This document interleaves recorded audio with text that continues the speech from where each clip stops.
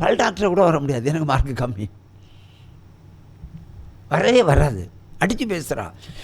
ஆண்டவர் உனக்கு என்ன சொன்னார்? நீ டாக்டர்னு, நீ இன்டர்வியூக்கு போகிற, நான் சொல்கிறேன், நீ இன்டர்வியூக்கு போகிற, நேர்மை தேவையில் கலந்து கொள்ளுத, போ, கர்த்தர் வாய்க்க செய்வார்.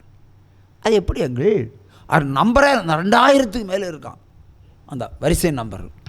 அப்போ எத்தனை பேருக்கு கொடுக்க முடியும்?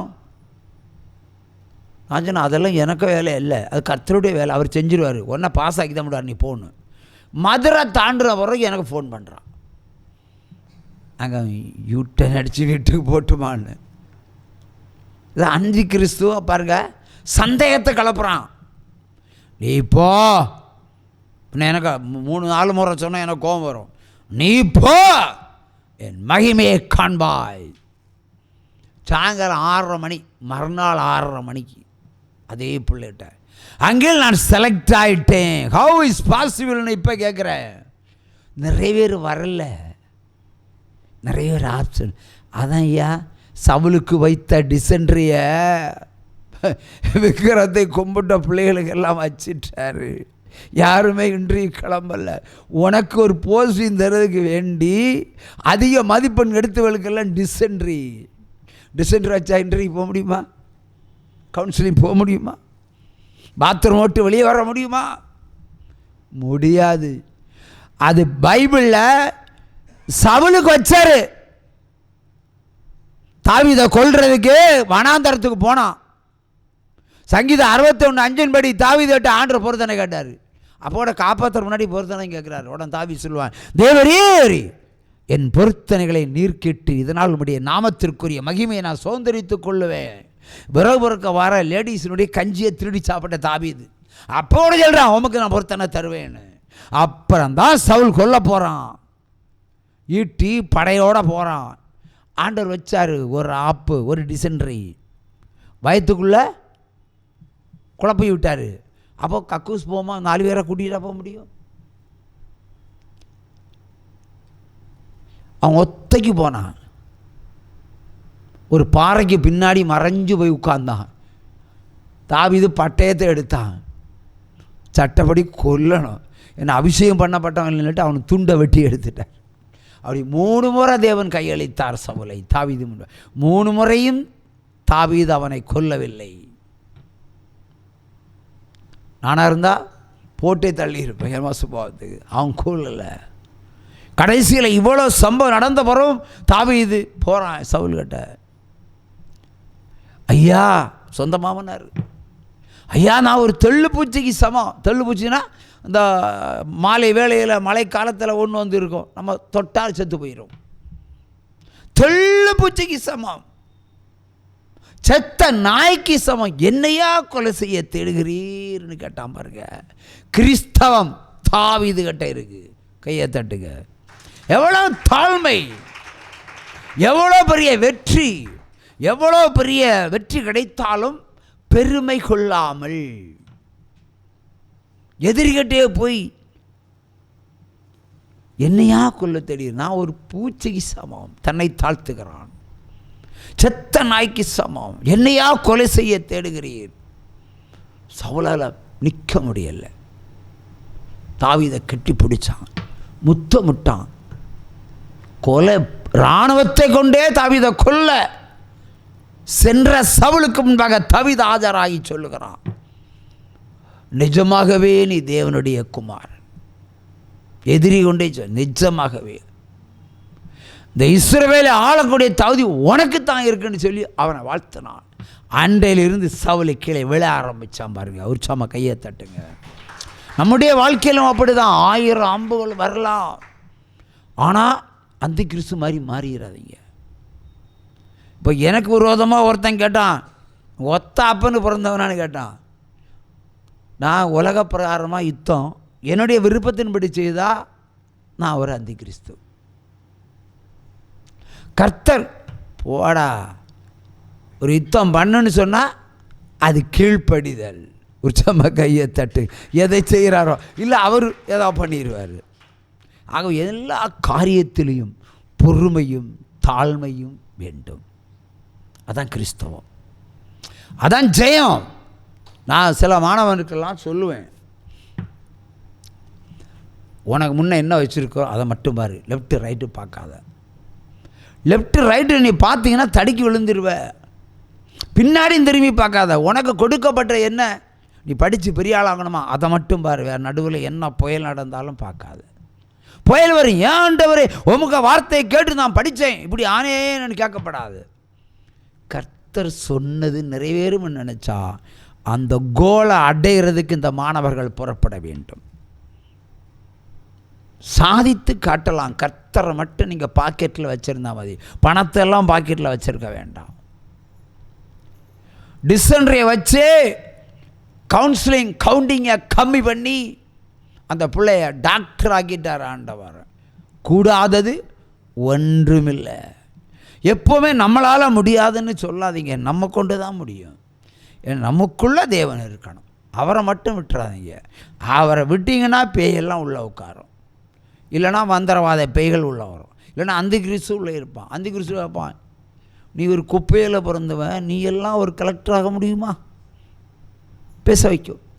நீ ஒரு குப்பையில் ஒன்றுமே இல்லை, உன் அம்மா இன்ன வேலை பண்ணுறா, நீ எல்லாம் ஒரு டாக்டராக முடியுமா, நீ எல்லாம் ஒரு ஐஏஎஸ் ஆக முடியும், ஐபிஎஸ் ஆக முடியுமா, ஒன்றும் முடியாது. அந்த பயலுக்கு வேறு வேலையே இல்லை, சும்மா தீர்க்கதரிசனம் சொல்லிகிட்டே இருப்பான். அவன் நம்புற நீ அதங்கள ஒரு பாடம் படித்து பிஏ படித்து பாஸ் ஆகி ஒரு சின்ன வேலைக்கு போ, இல்லை ஒரு நர்ஸு வேலைக்கு போ, அப்படி சொல்லி விட்டுருவாங்க. ஆகவே படிப்பை கூட ஆண்டவரிடத்தில் கேட்டு பெற்றுக்கொள்ளுங்க, தொழிலையும் கூட ஆண்டவரிடத்தில் கேட்டு பெற்றுக்கொள்ளுங்க. அவர் என்ன சொல்கிறாரா செய்யுங்க. நான் சின்னதாக எத்தனை தொழில்களை ஆரம்பித்து இன்றைக்கி ஒரு சூப்பர் மார்க்கெட்டையும் வச்சுருக்கிறாரு, கல்யாண மண்டபம் 2 வச்சுருக்கிறாரு, மரப்பட்டறை வச்சுருக்கிறாரு, கோழி பண்ணை வச்சுருக்கிறாரு, சினிமா ஸ்டூடியோ வச்சுருக்கிறாரு, எடிட்டிங் ஸ்டூடியோ வச்சுருக்கிறாரு, என்னெல்லாமோ பண்ணியிருக்காரு. 3 பத்திரிகையும் தந்திருக்கிறாரு. சினிமா கம்பெனியே தந்திருக்கிறார், மெட்ராஸ் ப்ரொடக்ஷன்ஸ். ஸோ அருவறுப்பு மாதிரி நினைப்பாங்க எல்லாரும், அப்படி இல்லை. எனக்கு அவருடைய சப்தத்துக்கு செவி கொடுக்கணும். அதில் என்ன தோல்வி வந்தாலும் நான் வருத்தப்படுறதே கிடையாது, நஷ்டப்பட்டால் சிரிப்பேன். இது எல்லாரும் வரவு செலவு கணக்கெல்லாம் எழுதுவாங்க. வரவு செலவு கணக்கு இல்லாத ஒரே ஊழியம் ஜீவ ஊழியம்தான். எந்த கணக்கும் வச்சுருக்க மாட்டேன். அரசாங்கத்துக்கு கணக்கு போய் சேரும், என்கிட்ட எந்த கணக்கும் இருக்காது. நான் எல்லாம் ஒருவேளை என்னுடைய தொழிலில் உள்ள நஷ்டங்களை நான் கணக்கு பார்த்தா தொழில் ஸ்தாபனங்களே தொடங்க தோணாது எனக்கு.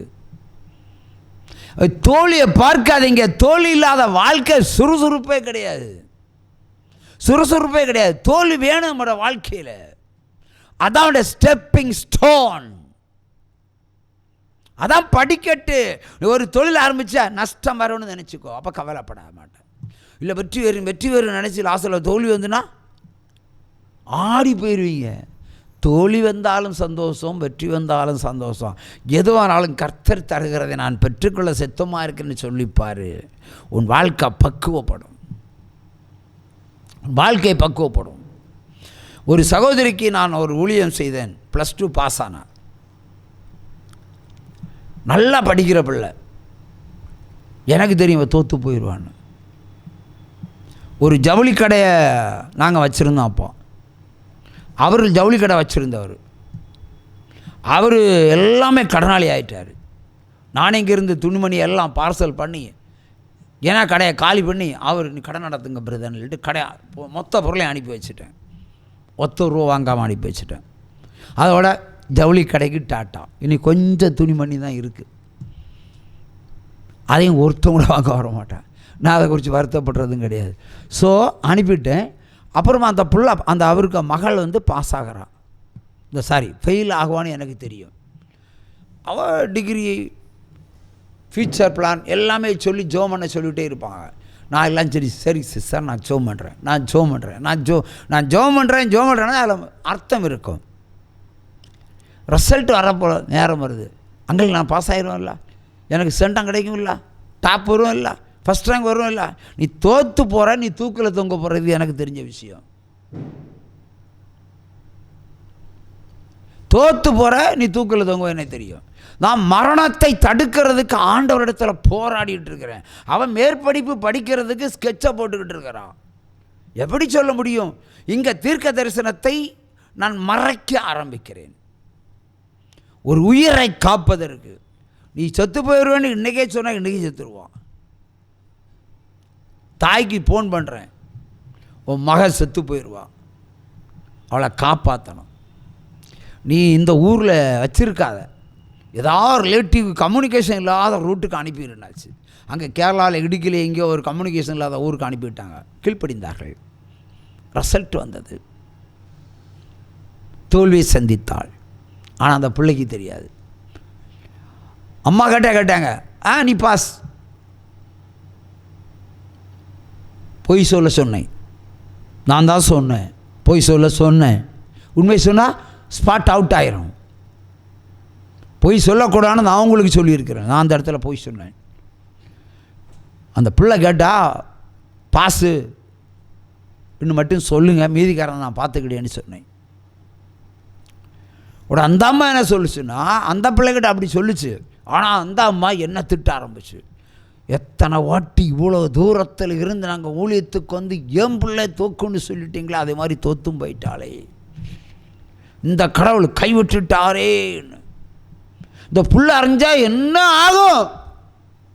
3 நாள் வரைக்கும் வாயை பொத்திக்கிட்டு இரு. 3 நாள் வரைக்கும் வாயை பொத்திக்கிட்டு இரு. நான் இந்த 3 நாள் தான் கண்டம், 3 நாள் தான் தீவிரம். ஏனென்றால் எல்லா மாணவர்களும் ஜெயிச்சா என்ன பண்ணுவாங்க, இங்கே பாடி எனக்கு ஃபஸ்ட் மார்க், உனக்கு எத்தனை மார்க்கு, அவன் பாஸ் ஆனால் பொத்திக்கிட்டு இருங்க. தோற்றவங்கள பார்த்து ஃபோன் போட்டு பேசுவாங்க. அப்போ நல்லா படித்த நீ தோத்தியா, எப்படி தோத்தேன்னு அங்கே ஃபோன் பண்ணுவாங்க. இப்படி நடக்கிற காரியம். அதனால் அவங்கள மரணத்தினுடைய வாசலை அவர்கள் திறந்து கொடுப்பார்கள். நம்பிக்கையை ஊட்ட மாட்டாங்க. சரி அடுத்த எக்ஸாமில் பார்த்துக்கலாம், இல்லை இதை போட்டுக்கலாம், ஏதாவது ஒரு ஐடியா சொல்லலாம்ல, சொல்ல மாட்டாங்க. இப்படி தான் கேட்பாங்க. அதான் அந்த கிறிஸ்து. நல்லா படிச்சியே, எப்படி தோத்துட்ட, இனி எப்படி இந்த மாணவர்களோட மூஞ்சியை முழிப்ப, பள்ளிக்கூடத்தில் எப்படி வருவே நீ, எல்லாரும் ஒன்று எவ்வளோமா பார்ப்பணுமே, இன்னும் தூபம் காட்டி விட்டுருவாங்க. அப்பாப்பா அதானே உண்மை, எல்லோரும் என்ன அருவருப்பாக பார்ப்பாங்களே, ஐயோ இனி உயிரோடு என்ன பிரயோஜனம், செத்துருவான், தூக்கில் தொங்கிடுவோம். இப்படி தான் மாணவர்களும் முடிவெடுக்கிறது. தோல்வி வந்தால் சக்கரை பொங்கலை வாங்கி சாப்பிடுங்க. நீங்கள் தேவன் இதோட பெரிய காரியத்தை செய்ய போகிறான்னு அர்த்தம். அந்த பிள்ளைய 3ஆவது நாள் நான் கால் பண்ணேன். கர்த்தர் உனக்கு வேறு அழைப்பு வைத்திருக்கிறார், ஆகிய உன்னை தோக்கடிச்சிட்டாருன்னு. அங்கே என்ன சொல்கிறீங்க? கர்த்தர் உன்னை ஊழியத்தில் தெரிந்து கொண்டு இருக்கிறார், கல்வியில் அல்ல. இன்னைக்கு எனக்கு சொன்ன தீர்க்க தரிசனம் அன்னை சொன்னேன், பார் பிடுங்கவும் நாட்டவும் இடிக்கவும் கட்டவும் உன்னை சகல ஜாதிகளுக்கும் தீர்க்க தரிசனம் வைத்திருக்கிறேன்னு சொல்லியிருக்கா. அவங்க தோக்கடிச்சுக்காரு. அது அம்மா பாசன்னு சொன்னாங்க, அவங்க போய் சொல்லியிருப்பாங்க, சொல்ல வச்சுன்னா.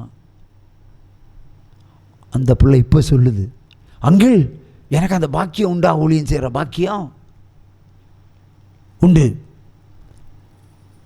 அதற்கு அடையாளமாக நீ கடைசியை பார்த்த 2 தரிசனத்தை சொப்பனத்தை சொல்லு, நான் விளக்கம் தரேன். 2 சொன்னான், நச்சுன்னு ஆண்டவர் டேனியல் பல விளக்கம் கொடுத்தாரு. சரி, இன்னும் ஒரு